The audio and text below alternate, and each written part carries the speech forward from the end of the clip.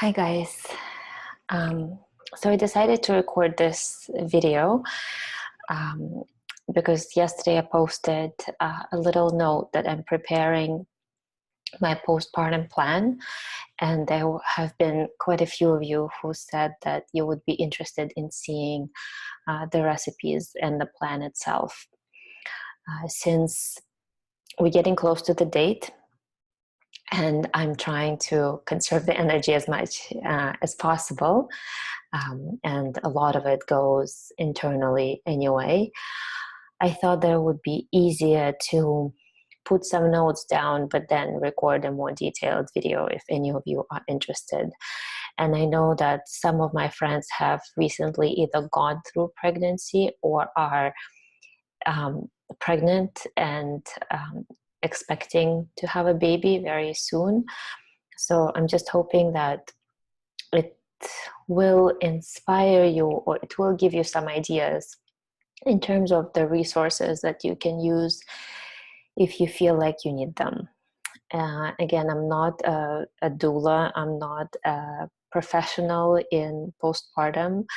I have done a lot of research and have probably bought all the programs on pregnancy and postpartum that are available, from functional medicine to Ayurveda, uh, to traditional midwife programs. That's my type A research-driven personality that tends to go through a lot of research before making conclusions for myself. So these are some things that I took away that I am planning to use for myself, and with a reasoning that postpartum is essential not only for the mother's future health, but also for the baby's health, because the idea from Ayurveda, that if something is wrong with the baby for the first year, you always treat the mother, is very close to my heart. And considering that we are feeding the baby for the first year, that we are his main source of support and comfort, it's really important to pay attention to our own well-being, and not just focus on the baby directly. So he gets or she gets the nourishment from you. So you have to make sure that you feel as nourished and supported as possible. So this is the idea that is at the core of the program that I am planning for myself, and got some people in my family on board to support me in that. And I hope that some of you will be able to maybe use some of the elements to support yourself as well. So first, what is a postpartum? I am thinking of the period of 6 weeks after birth as the most crucial period, that I will focus all my attention on supporting the body to come back into balance hormonally, first of all. And then also, we do know that this is a period when you are going to be tired. Your hormones are going to be kind of restructuring very quickly. And also there's a high degree of uncertainty and unknown, basically a lot of new things, a lot of maybe trial and error, a lot of questions in the air. So that will create a certain level of stress. So being tired, going through a big hormonal change, and going through a certain degree of stress is not a good combination for our health. And that can show up in the problems with digestive system, with our hormones in the future, whether it's a more painful cycle, low libido, thyroid problems, a weight gain, depression. And in Ayurveda, which if we look at it, it is the mother of the functional medicine. We do try to prevent it, and to support the body so those things don't even come up. And is in any functional medicine, we use functional foods, functional teas, and lifestyle measures to support our body. So in that way, we can see that both Ayurveda, Chinese medicine, yoga, they can be looked at as amazing instruments, as very wise instruments of functional medicine. So using something that has a particular function in supporting the body. So the plan that I created, the foods are functional, the teas are functional, the lifestyle changes are functional in terms of optimizing everything that the body might need going through this new period. And this tradition of a 6-week postpartum period is not new. It has been kind of present all over the world. You can say that it's been very recent that in the US we forgot it. Even at the times when the US was just founded, it was still present. But in a lot of countries in Asia, in South America, in Eastern Europe, it is very traditional for the tribe, for the family to take care of the woman as much as the baby, because it is considered that the woman is just as sensitive, just as tender as the baby in the first few weeks. And if you think about it, it's a huge transformation. It's a huge transition. You have been pregnant for 9 months. Hormones were slowly changing. Your body was slowly changing. And then in basically one day, there's a huge drastic change where the body changes, hormones change, and there's a huge new being that you have to take care of, and the dynamics in your family change, in your relationship. So the change in the birth, during the birth, is a lot quicker and a lot more intense than the pregnancy itself. And nevertheless, there's a lot of information on the pregnancy, or what to do and what to eat and how to support yourself. There's really not that much on postpartum. So a lot of women spend their time and energy and attention on figuring out how to go through the pregnancy well, how to give birth in a way that feels most comfortable to them. Very few spend time planning their postpartum period. And that's the time when you need the support the most, because the transition is very, very fast and it's very, very deep. So traditionally, it was a period of lying in, or a period of seclusion, retreat, nourishment, rest, getting to know your baby, getting to know its personality and its cycles, and letting your body heal. It's not as present and not as respected in our society because the attention goes to the baby. Everyone is asking about how the baby is doing. Everybody wants to hold the baby, hug the baby, and the woman doesn't get as much attention.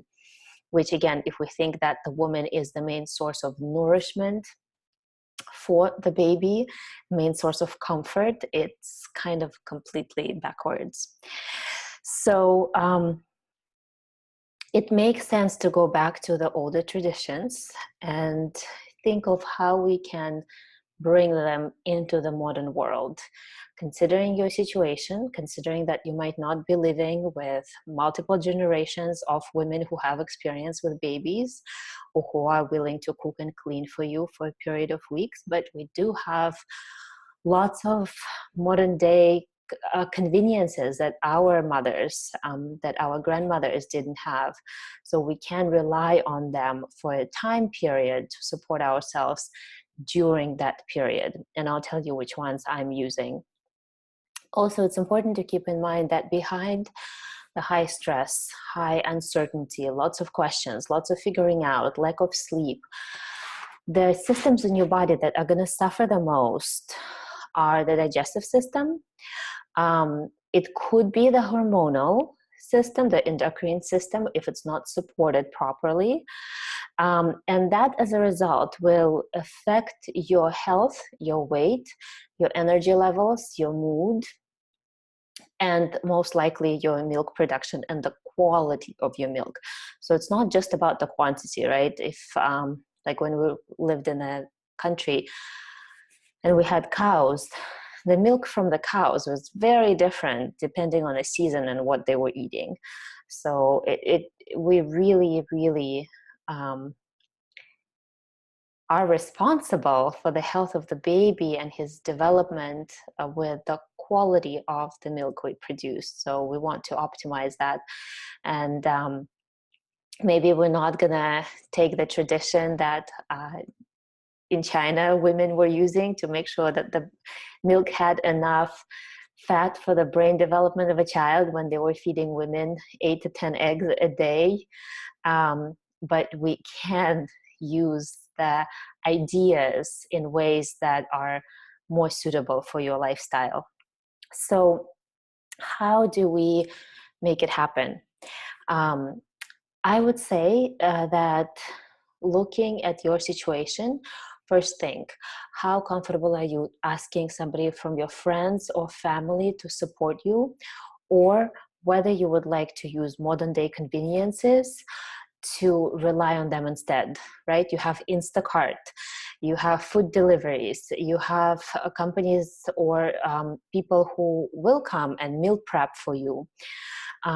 So if you know that your situation with family is a little tense, if the friends are all busy and you're not going to feel comfortable asking them for help, use those services, just plan ahead.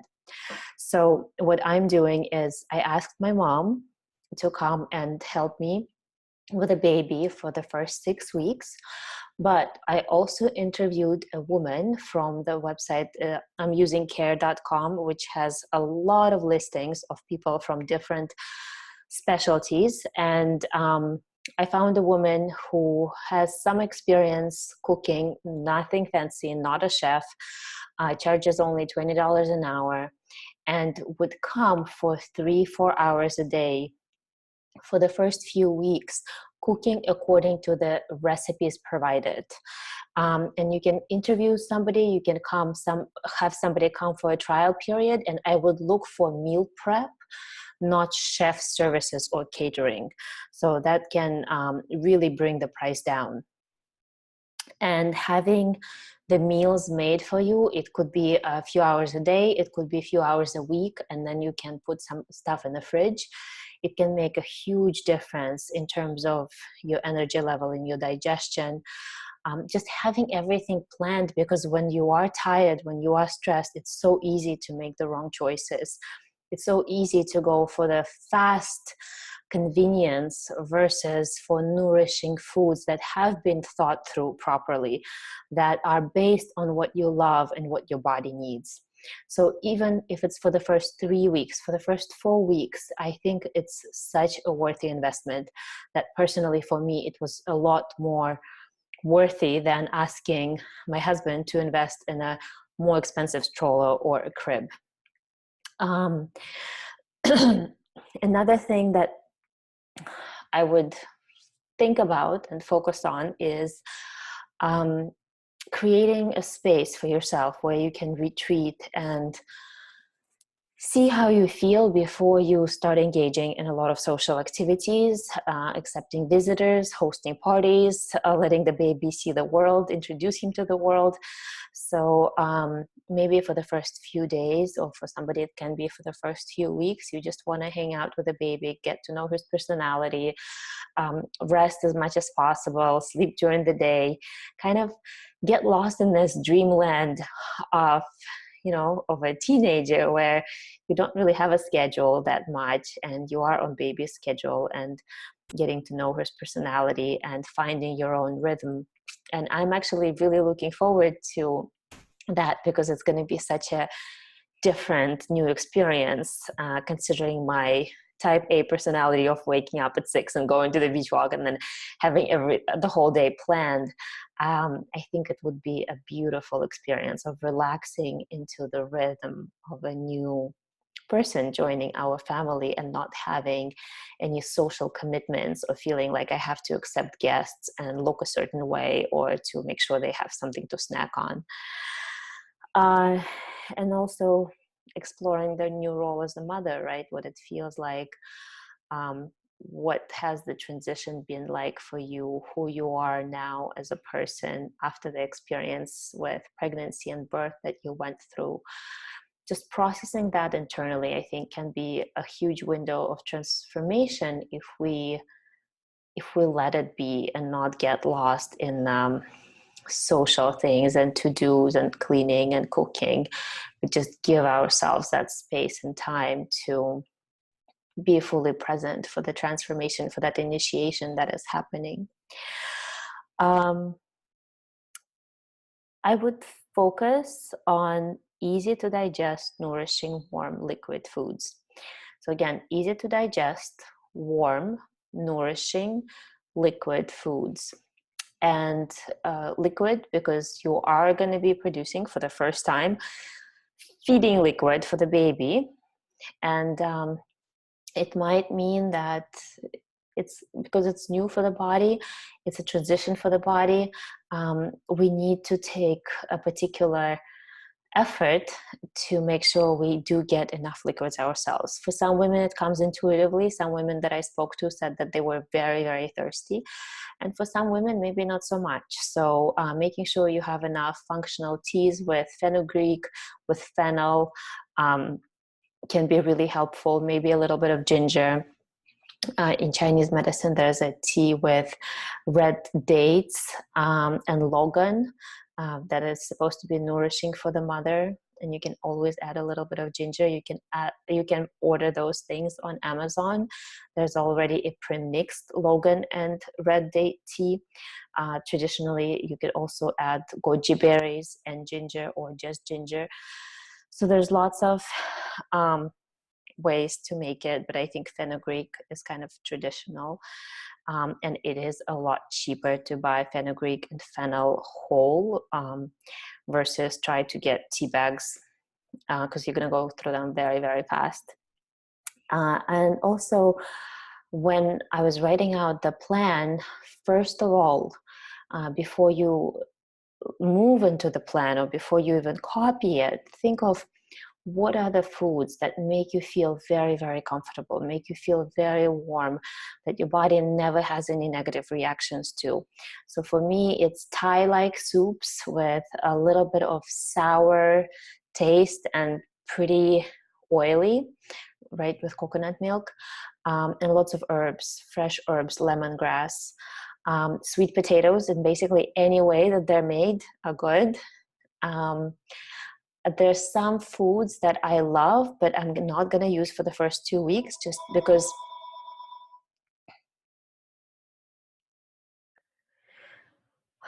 okay, this is take 2 because yesterday internet broke down a little bit, so I just wanted to finish explaining the theory behind building the plan. And if somebody wants to listen or watch instead of read, I think that would be helpful, because I have been listening to a lot of birth podcasts on all my walks.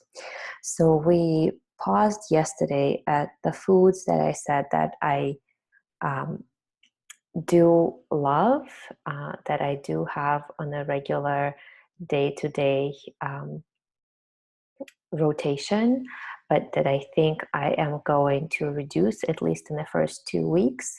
And these are the foods that can potentially cause problems for the digestion of the mother in the very beginning and the digestion of the baby.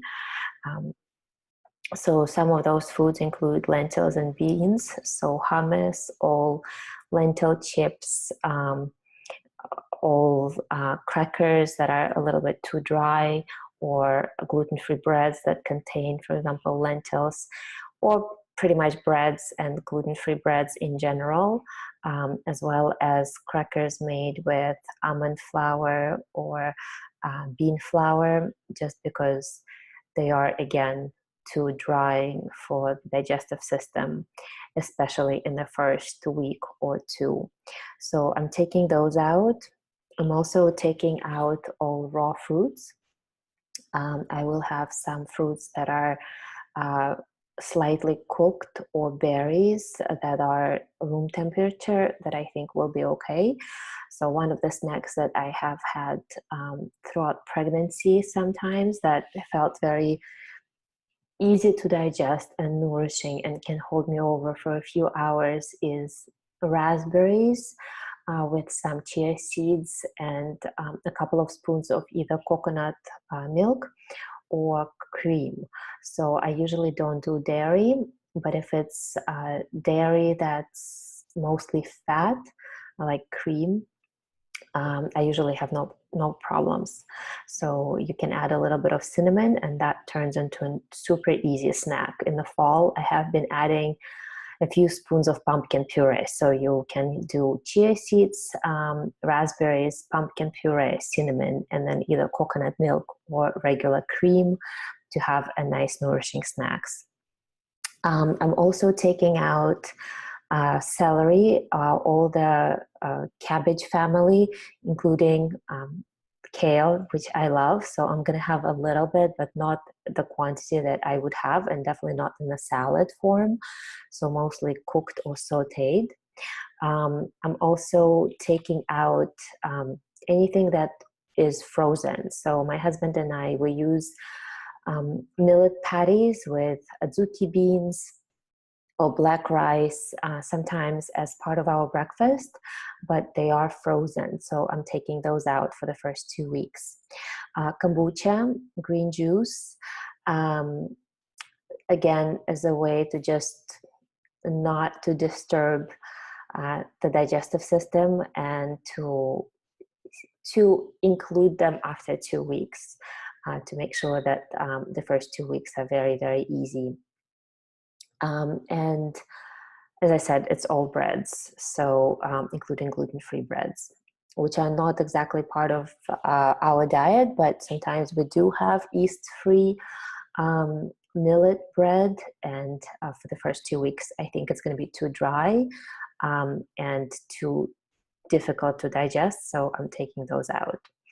There will be some foods that are dominating and that I can't say I have been craving during pregnancy. I do know that theoretically they should be very balancing and supporting in the first few weeks of postpartum. So I'm including them now. And then if my body loves them, we might keep them for a little bit longer than 2 weeks. If I don't feel that my body resonates well and it's not something that I'm excited to have, then I'm going to take them out. So those are bone broths, some soups that include chicken. I haven't really had poultry throughout my pregnancy because I'm not craving it, but my protein in the blood has been pretty low. And since I'm taking all the beans and lentils out that have been in my day-to-day food almost all the time throughout pregnancy, I am going to add a little bit more animal protein in the form of soups. So I'm not planning on eating grilled chicken breasts, but I will have some soup made with chicken stock and maybe a little bit of chicken liver. I am including some nut-based warm drinks. Again, nuts has not been something that I'm craving. Nut butters has not been part of my regular diet. The only things that I had pretty regularly was black sesame seeds, which I think supported my iron levels pretty well throughout pregnancy. I also had once in a while some coconut milk. But I think to rebuild my body and to support it, to keep vata balanced, to make sure that I do get enough fats, I am going to add some homemade nut milks, maybe with pumpkin, maybe with just spices. There's also some cookies, lactation cookies, and some muffins that I am planning to have on hand as a quick snack, just because I keep hearing all the stories about young mothers, first-time mothers who are hungry all the time and don't have easy snacks, or reach for something not so healthy because they don't have something homemade. I want to prevent that, so I am gonna make some grain-free lactation cookies, some maybe some that contain oats, some that have almonds and sunflower seeds. So I have them in case I crave a snack. Usually, one of the things that I have been working to support my digestion is eliminating snacks. So even throughout pregnancy, I have been doing 3 square meals and sometimes berries or fruit as the 4th meal or snack. But I haven't been doing munching or snacking nonstop, just because I know that doesn't make my digestion feel good. I would prefer not to get into the habit of it once I start breastfeeding. But I know that in the beginning, when you're trying to figure out the schedule with a baby, the sleep is off, your cortisol might be a little bit higher. Again, uncertainty level and not knowing when you're going to get to sleep, when you're going to get to eat might be a little bit more dominant. I do want to have some easier snacks on hand, and those are going to be egg and vegetable muffins, like zucchini and egg muffin, for example, or some lactation cookies. Another couple of snacks that I think I'm gonna include that I have on hand at any time if I am hungry is avocados and seaweed crisps. I think those would be pretty easy with some sprinkled lime juice. As I said, raspberries with chia seeds and cream or coconut milk. I will have some soaked almonds on hand just in case. And I think I'm planning to have some bone broths made a couple of times a week that I can have just with some cilantro and lime juice in case I need some nourishment, don't feel like having a big meal. So that's going to be probably just in the fridge all the time if I need a quick meal to warm up. Since it's a fall season, I think there will be more pumpkin, so pumpkin-based soufflés, pumpkin purees, pumpkin chia pudding that I think is also super easy and quick to make. I don't really need somebody to make it for me. I don't need a lot of energy or time to do it. So I think those would be also easy to reach snacks that I can use at any time if I'm hungry in between the meals. And by the end of 6 weeks, I'm hoping to get back to eating 3 or 4 square meals to keep my body and my digestion happy. So besides food, part of my postpartum recovery is going to be really strong probiotics. I'm going to post the link, the ones I'm taking. I haven't been taking probiotics throughout my pregnancy all the time. It's been in cycles, and I have been trying to take different ones to make sure that I don't have a reaction and they're still effective for my body. But I'm using a lot of fermented foods like kimchi and sauerkraut and kombucha, so my digestion has been working pretty well, and I don't feel that I need to take probiotics on a regular basis. The oils, besides the foods that are easy to digest, nourishing, warm, and that have enough protein and fat, I am going to be using warm oils for my body with an idea of, again, grounding and balancing and pacifying the nervous system, balancing hormones. The oil that I will be using is ashwagandha bala Ayurvedic oil for myself and just pure sesame oil for the baby. And again, ashwagandha and bala help to rebuild the strength. I will be using the shamula tea once a day, again, as a way to help balance and heal the uterus. And it's a mixture of 10 herbs. It's an Ayurvedic compound of different roots that is very good for balancing Vata dosha. And another thing that I'm doing postpartum is belly binding once it's allowed by my midwife. I found a person who knows how to do it, and we are going to be using some oil underneath and then using belly binding probably for the first few weeks on a daily basis to support the belly and keep it warm. And to help, again, the organs come back into its right place. The digestive system, because peristalsis changes so much during pregnancy, sometimes the herbs and the oils in the oils help to reactivate the peristalsis, because it doesn't always happen on its own. And warmth and good tonic herbs really help with that. So my idea is to support the body so it doesn't have to work that hard on its own.